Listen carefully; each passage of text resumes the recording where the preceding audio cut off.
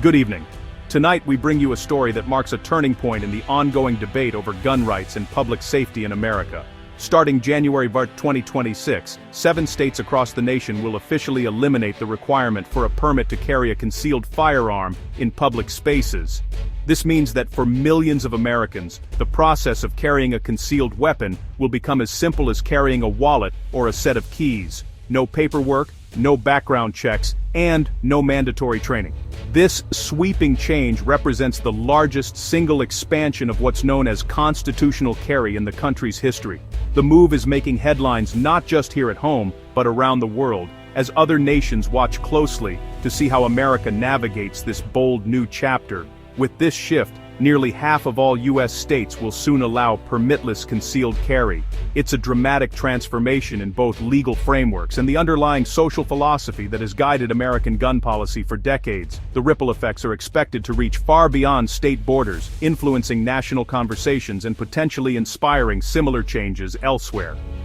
Supporters of the new laws argue that this is a long overdue restoration of fundamental constitutional rights, empowering law-abiding citizens to protect themselves without government interference. On the other hand, critics warn that removing permit requirements could lead to increased violence, accidental shootings, and greater challenges for law enforcement. But this isn't just a legal or political issue. It's a change that will reshape the daily lives of millions. From city streets to quiet suburbs, communities will need to adapt to new realities. Law enforcement agencies are already preparing for the impact, while families and local leaders debate what safety will look like in this new era. Tonight, we'll break down the details of these sweeping changes, explore the motivations behind them, and examine the potential consequences for public safety, personal freedom, and the fabric of American society. The implications are vast and complex, touching every aspect of daily life, from how police interact with the public, to the way people feel walking down the street, to the ongoing national debate over the delicate balance between liberty and security. Stay with us as we unpack this seismic shift in American gun laws. To truly understand the sweeping changes coming in 2026, we need to take a step back and trace the long, winding road that brought us here. The story of America's gun laws is one of shifting attitudes, political battles, and evolving interpretations of the Constitution. For much of the 20th century, most states either outright banned or imposed strict limits on concealed carry. Getting a permit was often a difficult, sometimes impossible process, reserved for the few who could prove a special need or had political connections. Gun owners faced a patchwork of regulations, and no-gun signs were a common sight outside government buildings and public spaces. But the 1980s marked a turning point. In 1987, Florida became the first major state to pass shall-issue concealed carry laws. This meant that if you met clear objective criteria, like passing a background check and completing training, the state had to issue you a permit. Gun rights advocates rallied, seeing this as a victory for personal freedom and self-defense. Over the next 2 decades, this approach spread rapidly. State after state adopted similar laws, and the number of legal concealed carriers soared. What was once rare became the new normal, as millions of Americans lined up to apply for permits, transforming the landscape of gun ownership. But for many, even shall issue wasn't enough. The next frontier was constitutional carry, also known as permitless carry.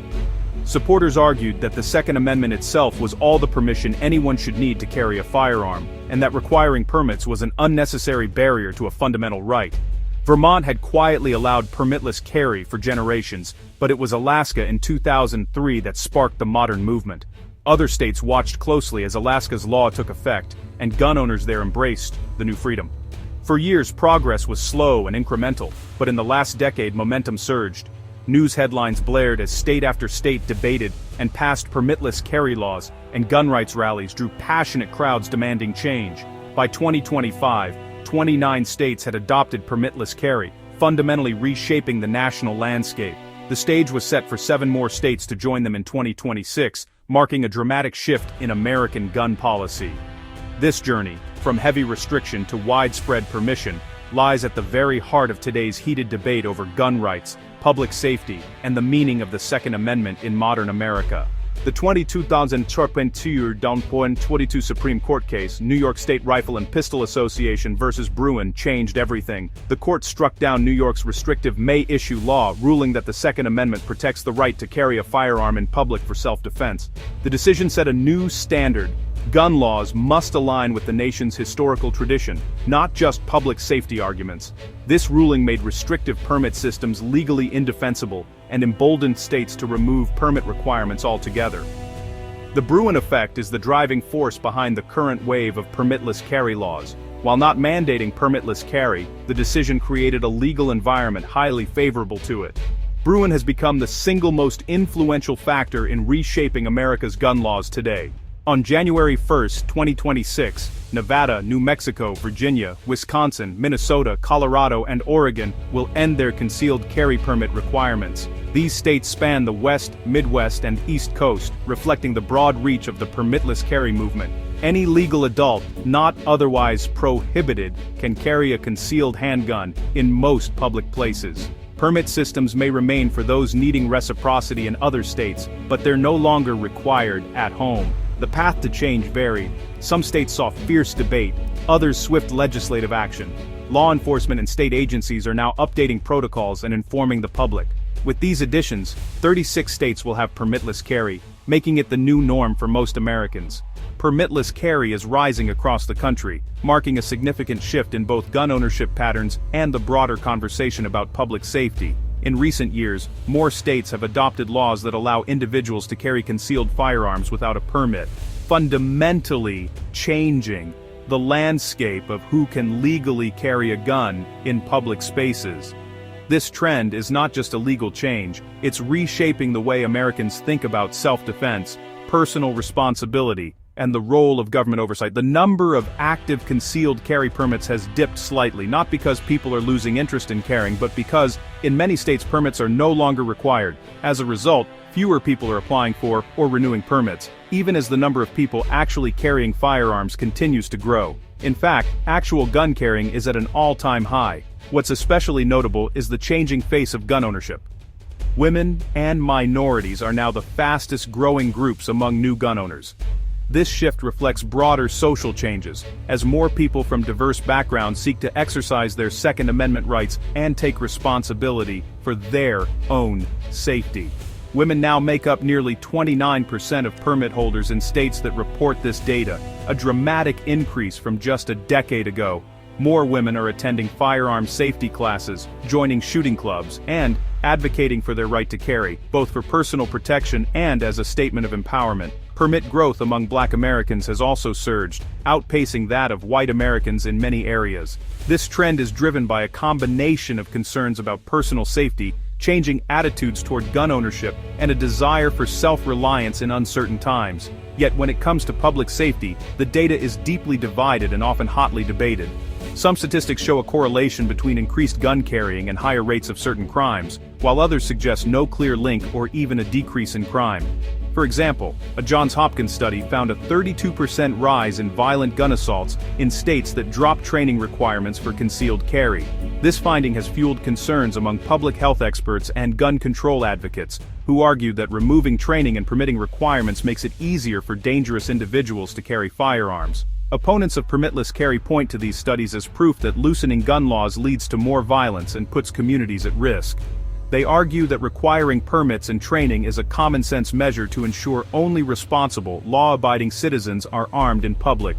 Supporters, however, counter with data showing that concealed carry permit holders are among the most law-abiding citizens in the country. In fact, they are convicted of firearms violations at far lower rates than even police officers, according to several studies. They argue that permitless carry simply restores a fundamental right, and that responsible gun owners should not be burdened by unnecessary bureaucracy. Both sides of the debate use statistics and studies to bolster their arguments, leading to a heated and often emotional national conversation. Lawmakers, activists, and everyday citizens all weigh in, citing different data and personal experiences to support their views. In the end, the real impact of permitless carry on public safety remains hotly contested, with passionate voices and compelling evidence on both sides. As more states consider changing their laws, the debate is likely to intensify, leaving Americans to grapple with the complex relationship between gun rights and community safety. The move to permitless carry has sparked passionate and deeply divided reactions across the country. Supporters, including the NRA, call it a major victory for freedom and equality, arguing that permits and fees unfairly burden low-income citizens and restrict their rights. They say the Second Amendment is all the permission law-abiding people need to carry firearms without extra government barriers.